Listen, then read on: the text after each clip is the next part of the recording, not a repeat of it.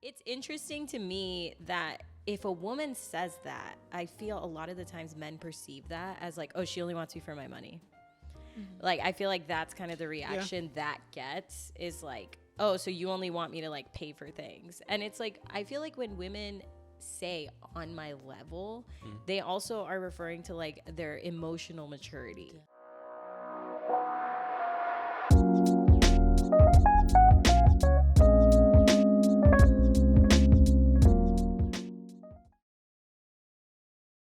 You know, I've always been interested in like the sociological aspect between like men and women. And I do think it's interesting to me that if a woman says that, I feel a lot of the times men perceive that as like, oh, she only wants me for my money.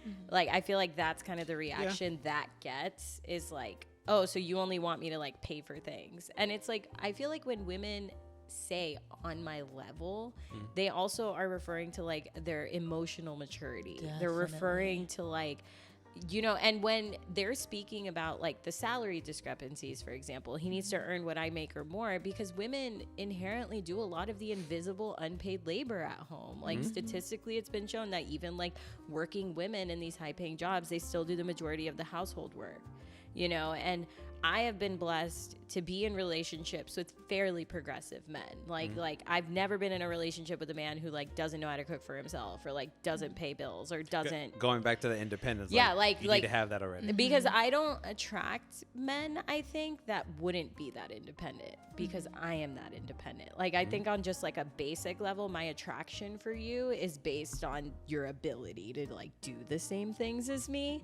So I don't even entertain like the can't do anything, doesn't do anything type of person. So I find it interesting that that continues being an obstacle for women. And I wonder how much of that comes from the like biological pressure to settle down. Could be. We end up making more compromises than a younger version of us would have. Oh, absolutely. Because we desire that. And like we said, like time is a thing. So then there becomes more pressure. Like, okay, I'm going to have to, again, people don't even like the word settle. That's a trigger word for some people. Right. I'm going to have to settle down with somebody, realizing, hey, there's no perfect person. You're not perfect. I'm not perfect. You're settling at some point. Yeah. I mean, we're going to make certain compromises in when I was 23, maybe I could attract a certain caliber of man, or I could attract a certain caliber of man, a woman. Realistically, that's not true. It's actually inverted. For men, it would be like my age. I can attract this type of woman versus when I was 23, I couldn't attract this type of woman because it's not based on just your physical. It's actually based on the other attributes that you possess and learn. So I think that is a very valid point. And I actually like that you mentioned the emotional, like I would say intelligence and vulnerability aspect that I don't hear that enough though. Yeah. I don't hear a lot of people emphasize that. People talk about money, physical appearance, height, like things that are, I would put it to you like this. And again, I don't begrudge people for having preferences. Yeah. What I would say is things that are inherently you're unable to change. Like I can't change how tall I am. I can change how much money I make over time. Yeah. My personality though, I can be very flexible in that depending on the type of person I am. My level of communication, my willingness to want to provide that space for us to be open and honest about things. Those are all things I can modify, right? But I don't hear a lot of that jargon in the ether when people are having these discussions. I hear more about the intangible things that you can't change. And it's like, if you don't get past that filter, especially when you're young, right? I'm saying more so when you're young. Yeah, I was going to say, I think it depends on how old. There's no like, again, the swiping. Yeah, no. I'm going to keep swiping until I find that. A lot of women I find that are very picky about like facial hair and height. Like those are not things that like I think of, you know? I don't know. Maybe I'm not. I'm right there like you. I had a friend who was like, oh, I don't like guys with beards, so I wouldn't date him. I was like, you know, like razors exist. He could shave and also or trim.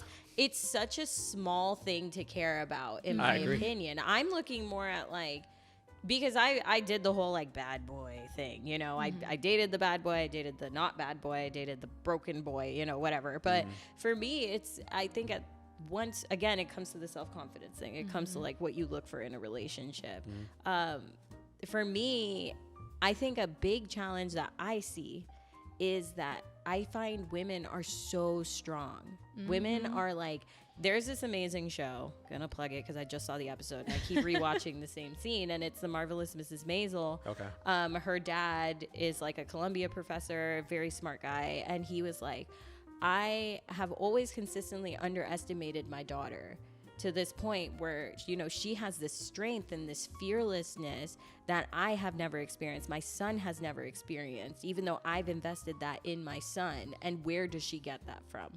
And I feel like that is something women are so familiar with. Like, we are so strong. We are so fearless because when you grow up in a society, but no, just in general, you know, social situations where you're immediately judged by how attractive you are. And I say this as someone who I consider myself a conventionally attractive woman, and I benefit from that. You know, I am treated inherently better than someone like Shania may be treated because she is not conventionally attractive, right? You're a plus size woman, you're black, and white passing, I'm Latina, you know, I grew up in like an environment that was white dominated, and I straightened my hair to make it even easier for me. You can blend. So, you know, I don't have an accent when I speak English, and when I speak Spanish, I speak very good Spanish. So it's like I've benefited from that. And I do think for women, as you age, that matters even more, right? Everyone always talks about J-Lo. Oh my God, J-Lo at 50, J-Lo at this. And it's like, that's not the pinnacle of woman, you know? And I think we as women do a disservice to ourselves when we settle, but we also do a disservice to the men we're with because we will not be satisfied. And yet it's like trying to fit like a square peg in a round hole. It's like when you settle, you are setting yourself up for failure. Because can I ask you, can you define what settling means? I think I define settling as like knowing that this person will not satisfy you. Like in what way? I think for me personally, like when I've checked out of relationships, like you were saying earlier, that's when I knew like, I don't think it will work with this person, but I'm going to stay with them because I've been with them for so long and whatever. I agree with that. Yeah. That's just staying in just because you put in so much time. Yeah. So it's like, why give up now? Exactly. Right. And I do think 10 more years later. And then, and then, you know, men, I also think society like puts men in arrested development for a long time. I think men with having so many women service their needs and our generation of independent but like people pleasing women that we feel like we have to overcompensate our success by being super, super nice and super, super pretty so we can at least have someone by our side. It doesn't matter who it is, you know, and then we're always compromising the quality of our partners when we do that. And then we're wondering why it doesn't work.